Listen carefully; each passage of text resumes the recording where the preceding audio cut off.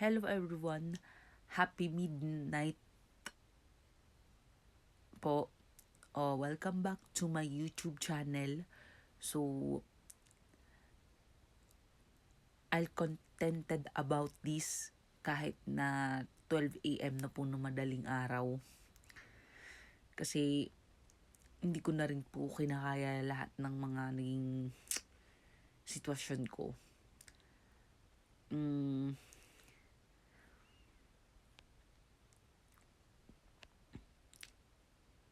About po dun sa guy na hindi ko po maintindihan sarili ko kung bakit ako natutuwa doon.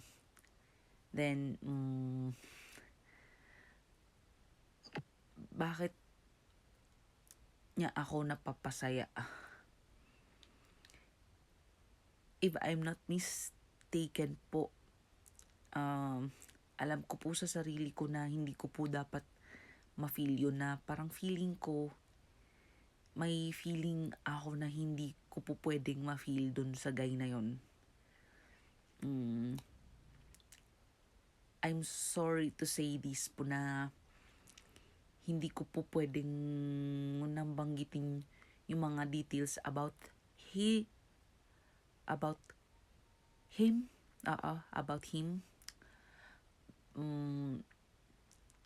Pero for now po, pangalanan muna natin siyang Mr. DJ. Kasi parang natatakot din po akong banggitin. Kasi lalo na sa reason na parang feeling ko hindi ko pwedeng ma-feel sa kanya. Di ko pa po pwedeng banggitin yung province niya like that. Basta alam ko po sa sarili ko na hindi ko po pwedeng ma-feel yung, lalo na yung mahuhulog ako dun sa lalaking to. Kasi for respect na pagkatapos niyang mag-work dito, babalik din siya sa province niya. Ganon. So, magi-start po ako sa paano ko na-feel yung napasaya niya ako, na natutuwa ako sa kanya. Actually po, hindi lang po before Valentine's Day na feel ko po. Pero ewan, parang ganun na rin po. Ano po, kasi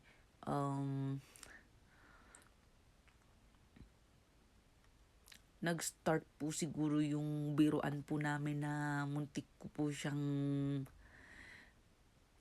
maanuhan ng ballpen.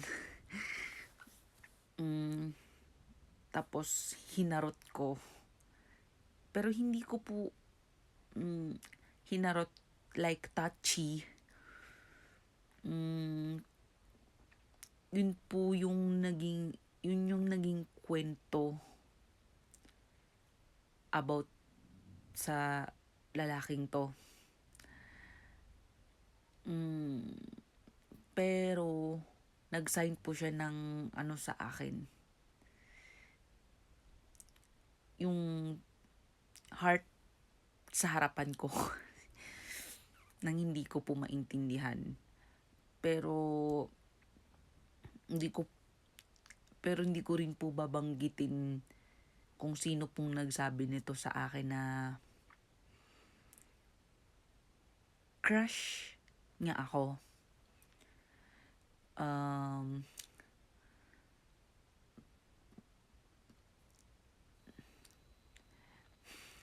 Kasi hindi kahit sa sarili ko po, parang nahihiya po akong banggitin na kung sino tong lalaking to. Parang nangyari na rin po yung before Valentine's Day is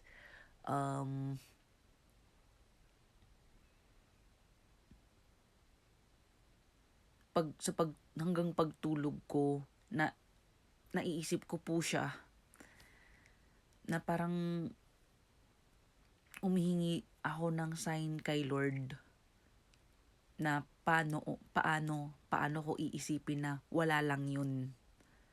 Paano ko iisipin na nababaitan lang ako sa kanya.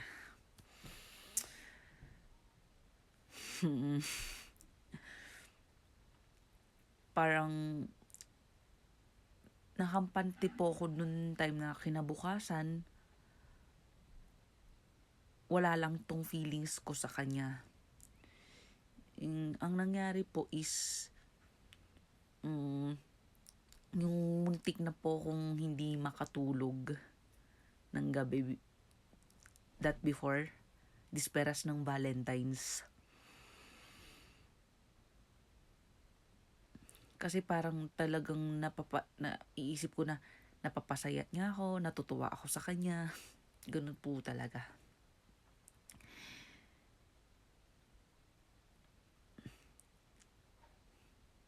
Parang wala po eh.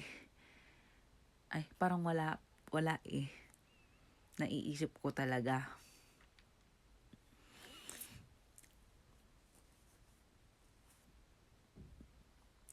Then, the story is parang kinabukasan nung kinaumaga ng Valentine's Day, nag-aalmusal ako. Yun na yun, nabilaukan ako na parang ewan. Parang nung that first na malabong rason kung bakit ako pinapasaya nung lalaking to. Paano ako natutuwa.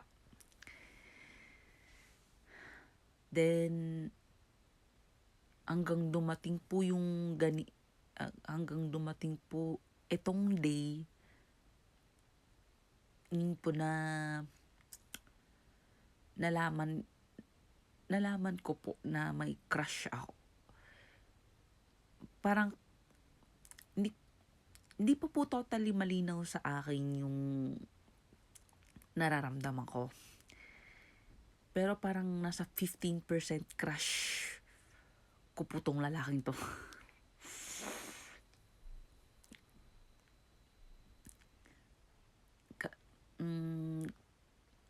Ayoko lang pong magbanggit na kahit sa mga ka-work ko, ka-office ko. Kasi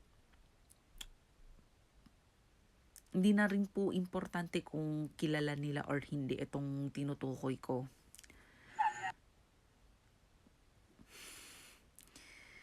Kasi po talagang natatakot din po ako sa sarili ko.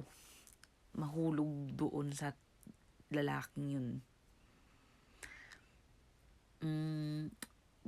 Ito po yung gusto kong banggitin. Itong major na pagkatao niya. Pero next time na lang din kasi po kung no connection na. Parang ganun. Kasabay na rin ng next time na babanggitin ko yung mga details tungkol sa kanya. Basta nasa somewhere in Fortabaga rin siya na nag-work. Yun lang. Fortabaga, Baguio City.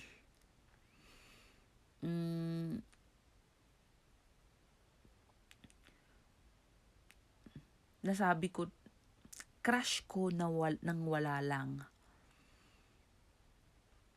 Kasi po, natatakot. Kasi po, mahirap pong mag-mention sa akin na crush ko siya kasi gwapo siya. Crush ko siya kasi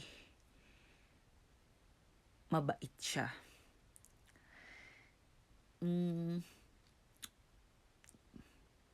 Kasi sa akin po, mahirap bumase sa itsura.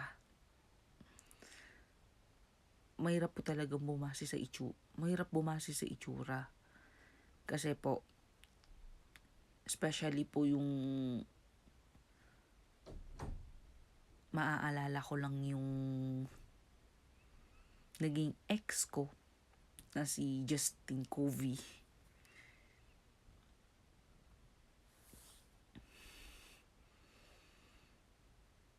Mm, but yes, hanggang ngayon po, na-feel ko yung before I forget po, muntikan ko nang nakalimutan banggitin po. Yung day ng Valentine's Day na hindi kami makatingin sa isa't isa. Then yun po, hindi kami nagkikibuan. Ako rin po hindi ko po maintindihan.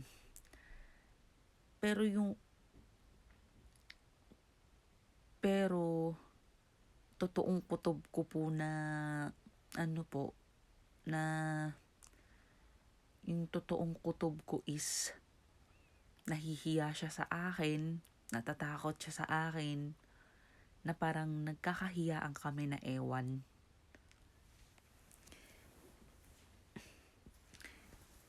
Parang grabe yung Valentine's Day na hindi kami. Pero until now na hindi kami totally nagkikibuan.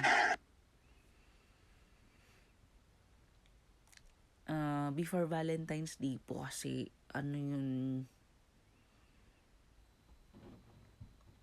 binigyan ako nitong lalaking to nung yung flower, ballpen flower, ganun yun, yung sign.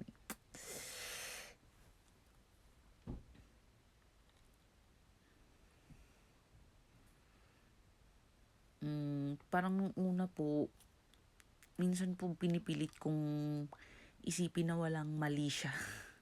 Parang ganun.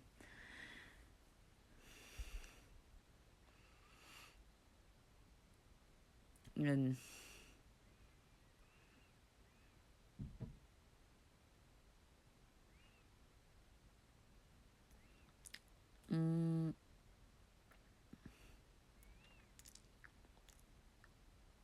Pero isa rin sa kasamahan ko nagsabi na crush niya ako. Pero yun lang.